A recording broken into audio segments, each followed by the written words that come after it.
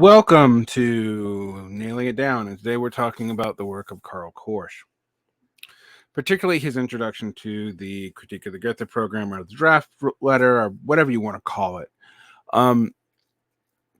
Korsch was a major Marxist figure, alive from 1886 to 1961. He was a major theoretician of political philosophy, recognized usually as a dissident and a key figure of Hegelian Marxism or critical Marxism.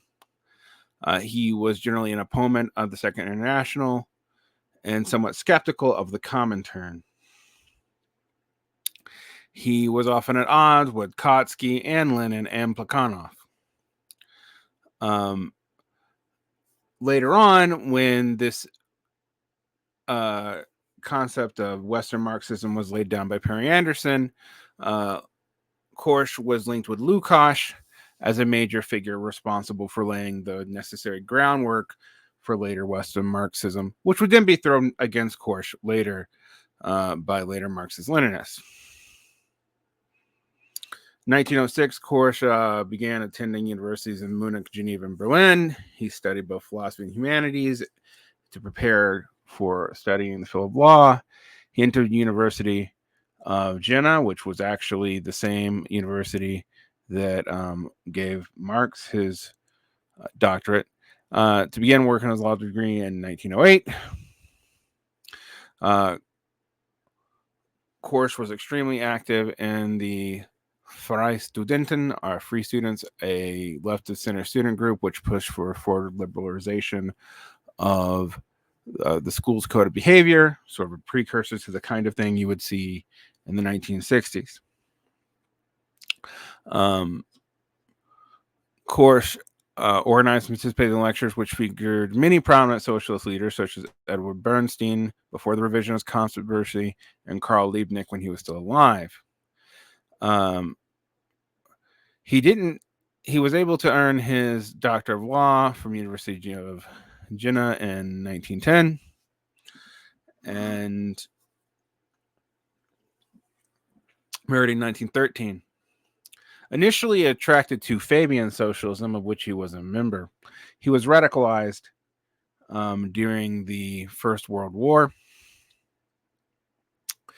He joined the Independent Social Democratic Party of Germany in 1917, which the Independent Social Democratic Party of Germany was the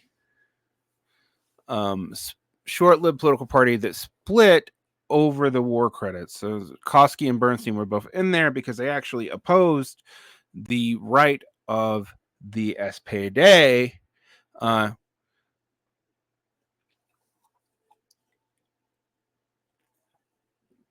at the time, particularly concerns over the government of Friedrich Ebert and what happened with the Freikorps and the SPD's silence on those matters. When the Spartacus Bund split, led by Luxemburg and Liebknecht,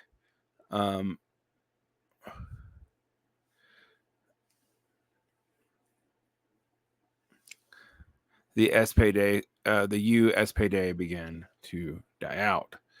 But we already can see here that Korsch, while initially attracted to reformist social democracy, became more and more radicalized throughout his life. Like I said, he was in 1912, he joined the Fabian organization, Fabian Society. By 1917, he was in the Independent Social Democratic Party.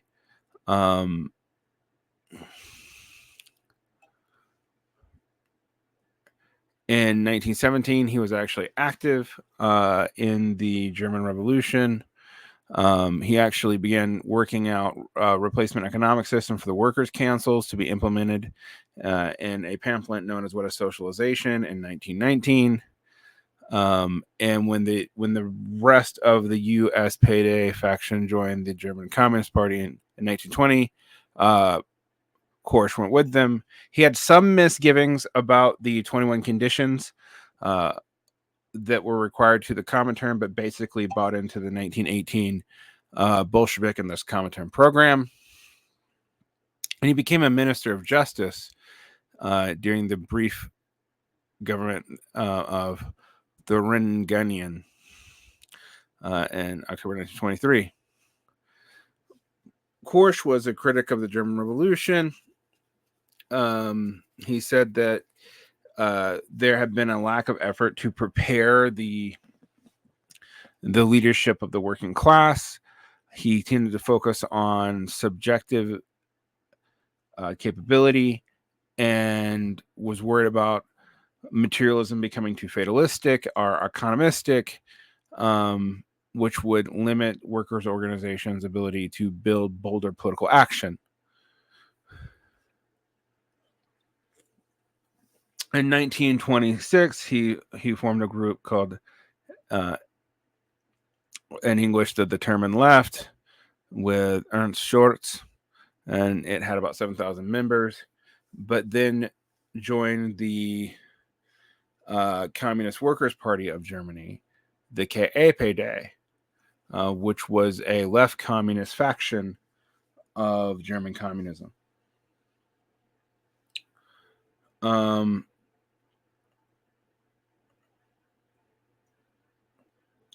So that is who Korsch is.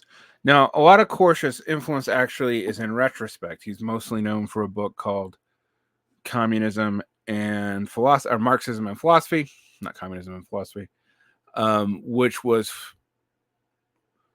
a bunch of essays written over a fairly long period of time. It was released in 1923, though, but published in English in 1970 as part of the New Left movement, also as kind of a precursor to the understanding that was developing of the Frankfurt School of the time. He was also famous for a 1931 essay called The Crisis of Marxism, which was unpublished, but was published again in 1971 in German. So a lot of his works were more influential in the second half of the 20th century than when he was actually alive.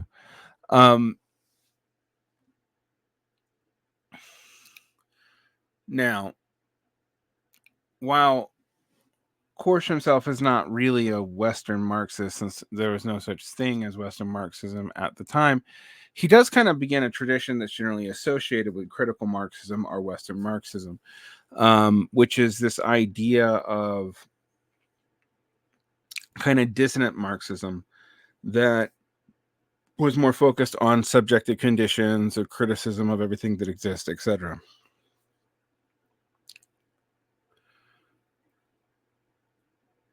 Now, a lot of people attribute Korsch would really being the alternate reading of the Gotha Program as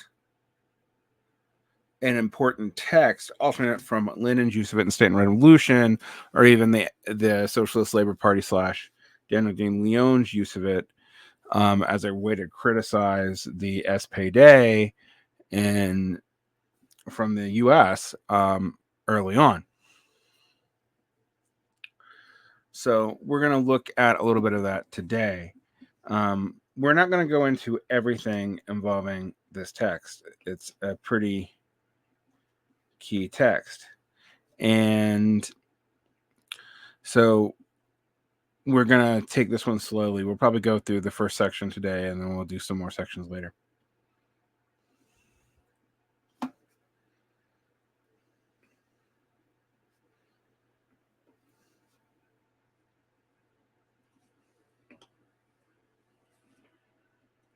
All right. The outward history of the letter on the Gotha Program. You will notice it's not called the Critique of the Gotha Program yet. That title had not really totally stuck. Next to the manifesto of 1847 to 48, and the general introduction to the Critique of Political Economy of 1857, the Critique of the Gotha Program of 1875 is, of all Karl Marx's shorter works, the most complete, lucid, and forceful expression of the basis and consequences of his economic and social theory. Now, I'm going to say this because a lot of people attribute the importance placed on the Gotha program to Korsch, which I think is ludicrous because it was already important for Lenin and for Daniel de Leon. A lot of these people seem to be reacting to a notion of Western Marxism that was kind of invented by Perry Anderson, and then maligned more recently by Dominica Losurdo and those kinds of figures. Anyway, but for this reason, like the two others, it is not among the master's most easily comprehensible works. One obvious reason for this is that it is not written as a unified presentation, but made up of a loosely assembled marginal notes on individual paragraphs of a draft program that itself was not structured in a rigorous logical way. To understand the content even of specific sections, the reader must know certain things in advance if he is able to grasp the rich and profound content of the work in full. He must know something about certain historical facts in their general context, and also the theoretical meaning of certain concepts within the Marxist system. Otherwise, what may happen is what occurred to those whom Marx originally sent his letter in 1875. They totally failed to understand the theoretical and practical importance of Marxist critique, and consequently, they were in no position to take any essential changes in the draft program on the basis of it. Asterisk. Largely is going to contest this later on, and I think this is where people think the myth comes from, because a lot of the wording that was opposed by Marx was dropped in the actual Gotha program in the Unity Congress. The issue that I have with Lars Lee, and I'm going to get to it when I discuss them, is Lars Lee really downplays how vociferously angry Marx and Engels were about it, and also because they didn't deliver on their threat to leave the foreign representation of the German party and cut with the Eisenknachers, but also because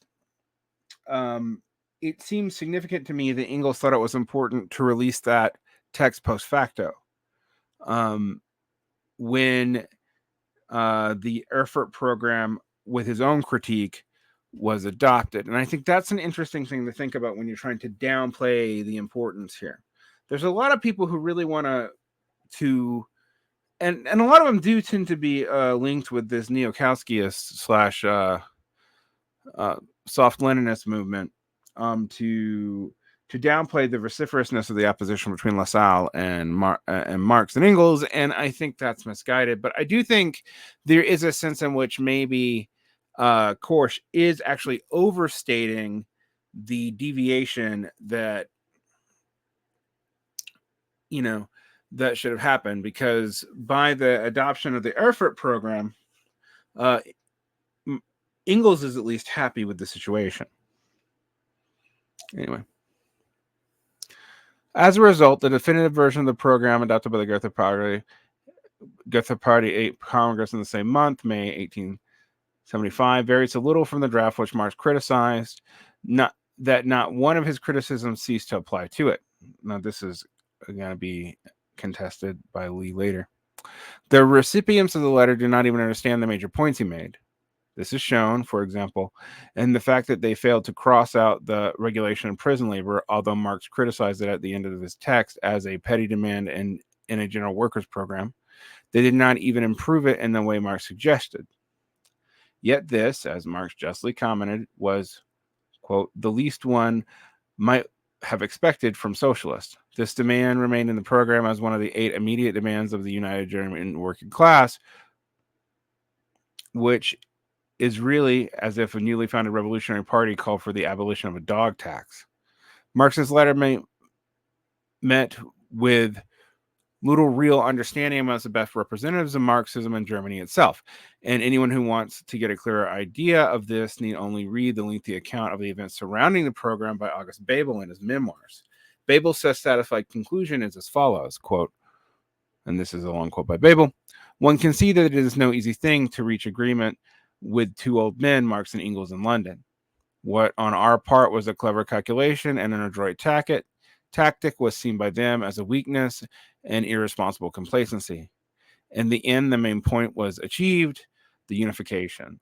The logic this logically contained itself in its own further development. As before and afterwards, those friends of ours, our enemies, made sure this was so. The only right thing about these comforting reflections of the old party leader is the last sentence. As this happened so often before the history of the socialist movement, it was the enemies of socialism who did all they could to make up for the lack of principle of its friends. And in the end, this historical compensation reconciled even Marx and Engels to some extent with the, quote, extremely disorganized, confused, fragmented, illogical, and disreputable program, unquote.